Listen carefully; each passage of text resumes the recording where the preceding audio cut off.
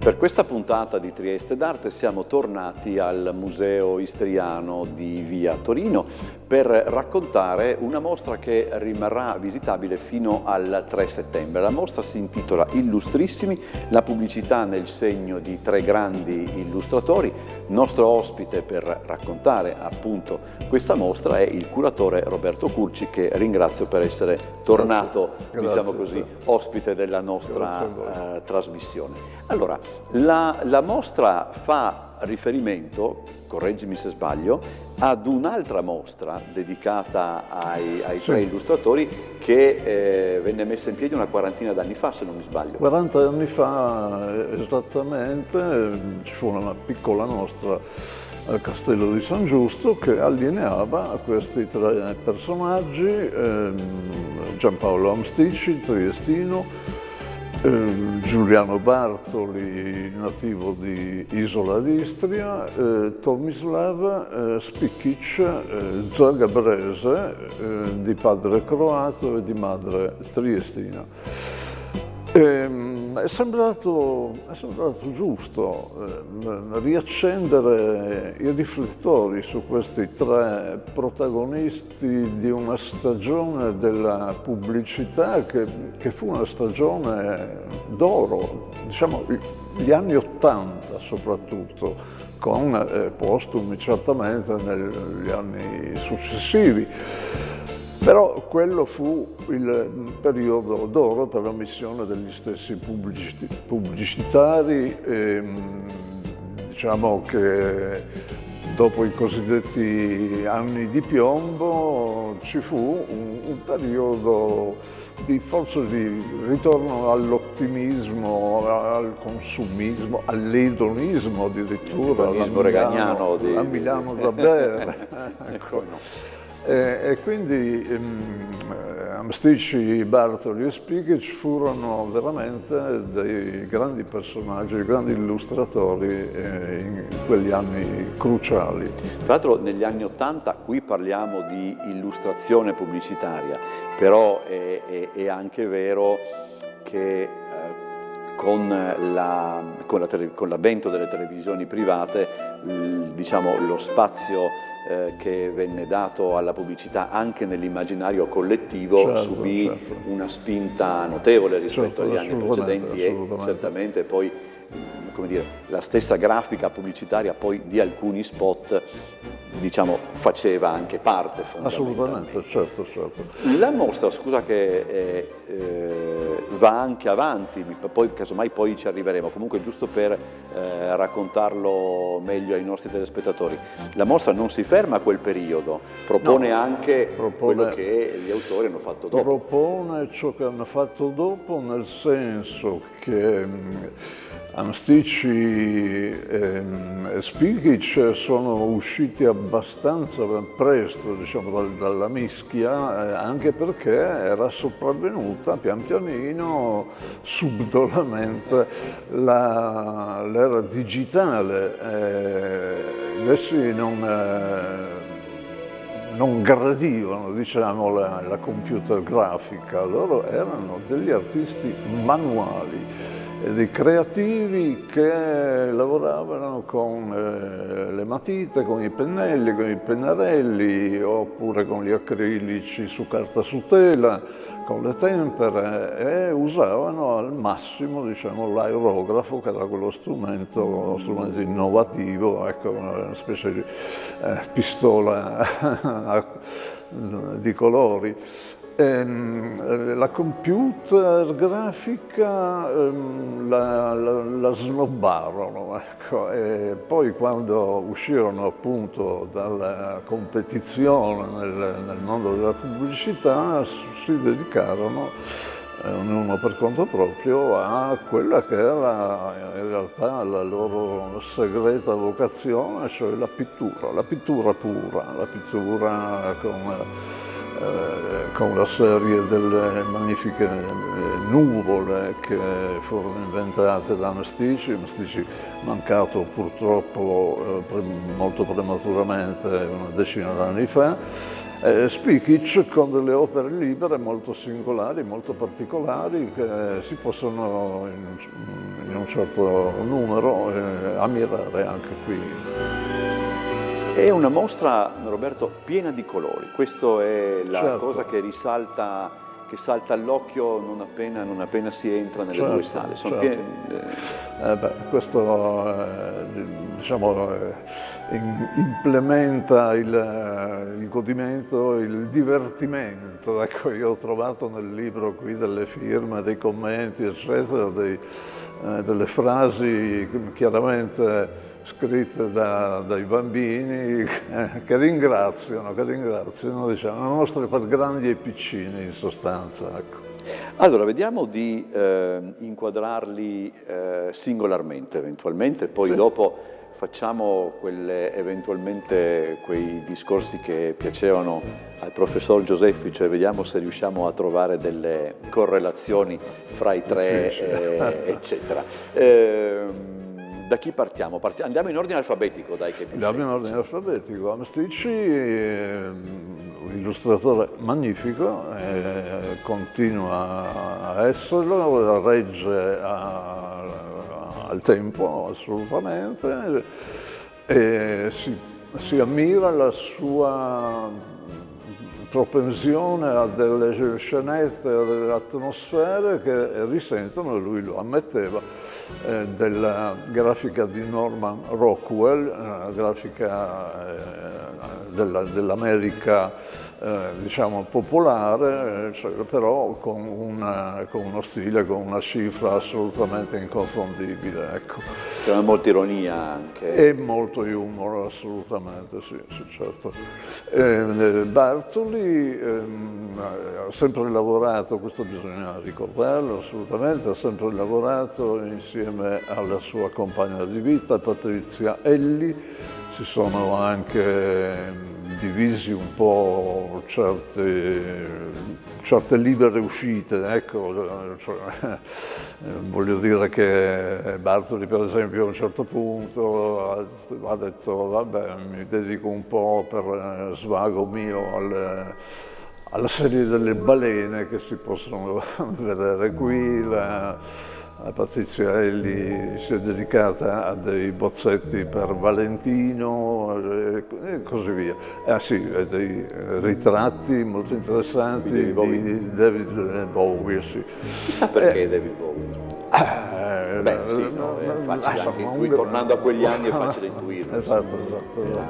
Però ha fatto anche dei ritratti di personaggi, di scrittori importanti e così via. Ciò che resta della produzione schiettamente pubblicitaria dei due, diciamo che attinge a un eclettismo che di volta in volta si piega alle esigenze del committente, diciamo, si passa da un'illustrazione molto spiritosa a un'illustrazione che sconfina nella fantasy e addirittura nell'horror in una certa serie per la Gazzetta dello Sport, per un gioco che qui non stiamo a definire meglio, un gioco destinato ai ragazzini che fu corredato da numerose figure di supereroi particolarmente orrifici. Tra l'altro mi pare che di Bartoli o della moglie o comunque insomma i packaging dei profumi Versace, se non mi sbaglio. Sì, perché loro, qui in mostra in effetti lo si vede perché ci sono delle bacheche che contengono, e loro ci tenevano molto, che contengono oggettistica, quindi loro hanno lavorato molto nel campo del packaging, ecco, quindi involucri per profumi jeans, serie jeans di Versace, eccetera, ma anche giochi reinventati per strenne natalizie, quindi una produzione molto varia, loro, direi. Ecco. Chiudiamo con l'ultimo. Sì, chiudiamo con Tom Spikic, che penso sia il più complesso dei tre, almeno per quanto riguarda le fonti ispirative, che attingono certamente a quella che fu la scuola di Zagabria, la scuola naif di Zagabria, dai due generali, c'è tanti altri artisti. Lui nega, dice, beh, non sono debitore propriamente di questi, però certi paesaggi suoi hanno quasi il sapore degli ex voto, diciamo, quel primitivismo ingenuo, candido, così che acchiappa, insomma. D'altro canto lui certamente ha delle tonalità surreali, debitore direi francamente almeno di influenze secondarie del surrealismo magrittiano, e poi approda, come dicevo, approda a queste pitture libere, opere libere, che lui cominciò a fare già a Milano quando ancora operava in ambito pubblicitario. Adesso lui si è ritirato in un piccolo borgo toscano in cerca di pace e appunto di dedicarsi alla pittura pura. Ci sono in mostra, dicevo, opere sue molto interessanti, molto particolari, che lui continua a produrre nonostante una bella età. Ci furono contatti fra loro e se sì, poi in qualche modo questi contatti possono apparire nelle opere o in questo caso assolutamente no? No, direi che non ci sono influenze incrociate, ecco. Loro in un certo senso furono concorrenti, furono rivali, certo, sì. E tuttavia furono grandi amici.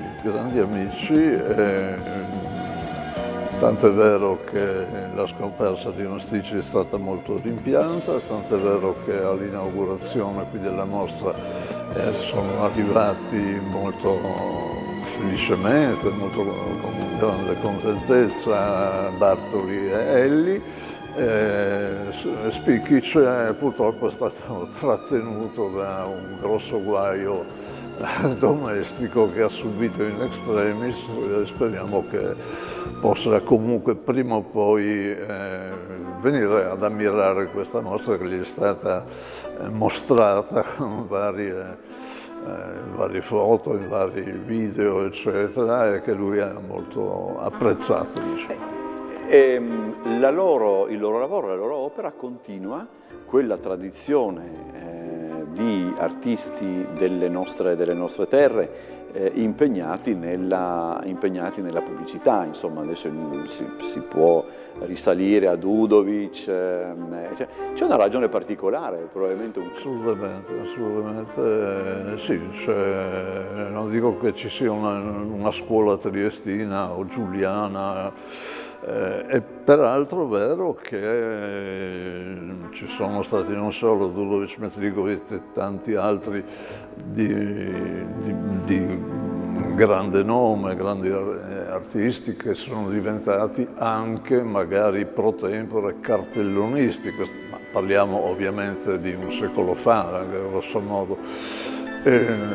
Però ci sono tanti altri nomi che sono meno noti, alcuni che varrebbe la pena di riscoprire.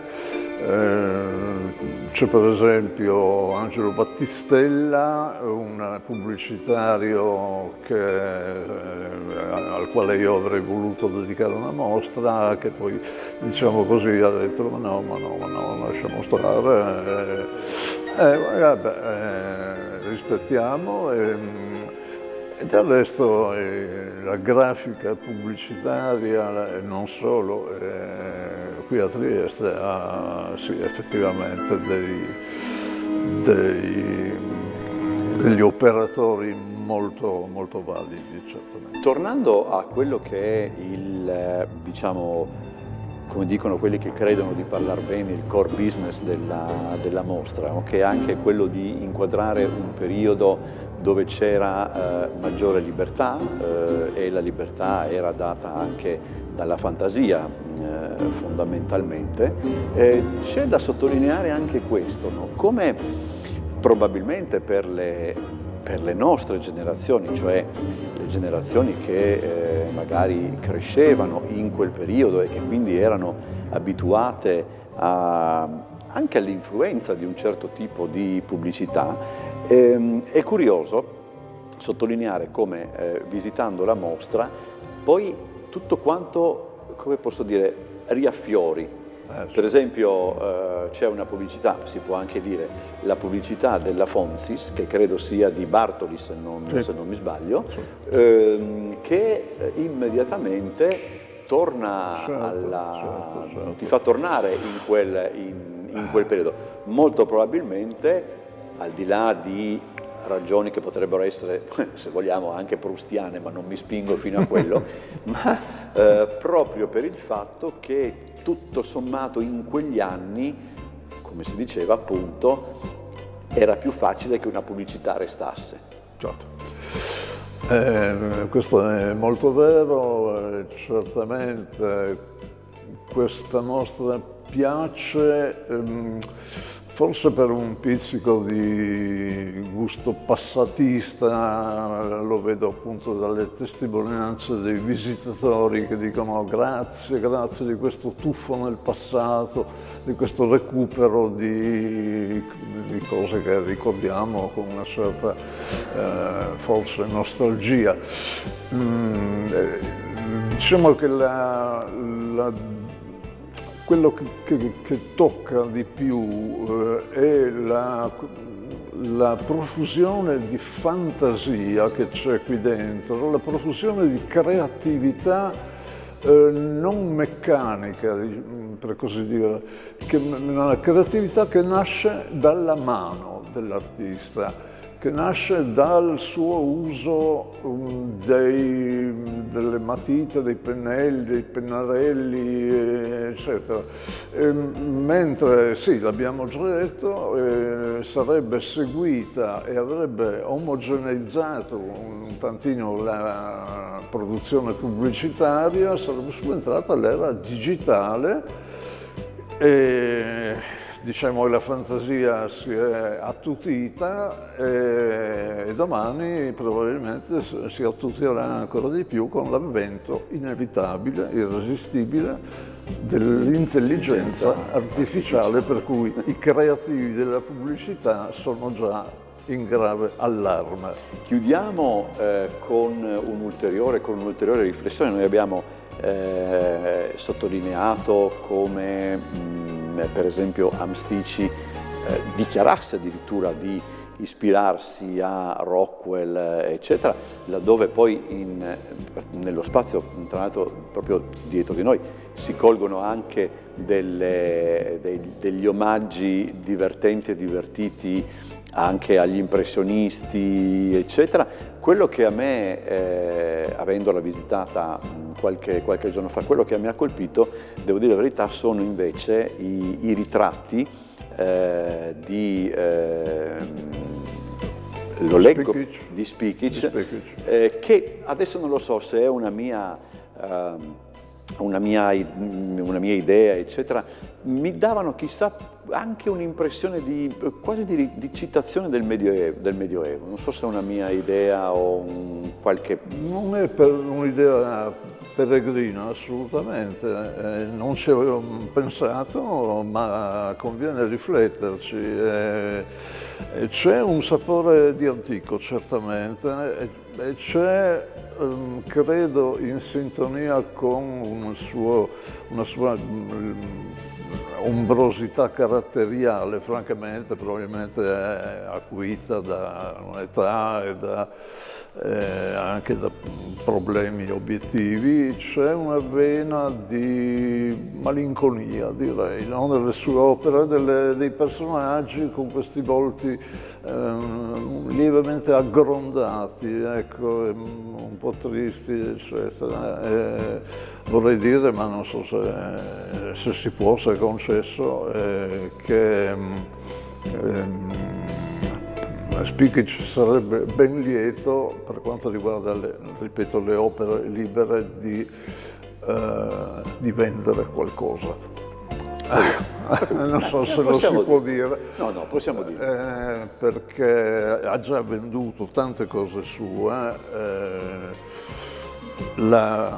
Francamente il trattamento pensionistico degli ex pubblicitari non è enorme, quindi non è generoso, e quindi se c'è qualche volontario che viene a dare un'occhiata e dice bello questo, lo porterei a casa, si potrebbe anche fare. E farebbe anche un'ottima cosa, perché sono davvero delle cose veramente, veramente molto belle. Grazie Roberto Curci per averci raccontato questa mostra che, ripeto, si potrà visitare al Museo Istriano di Via Torino fino al 3 di settembre.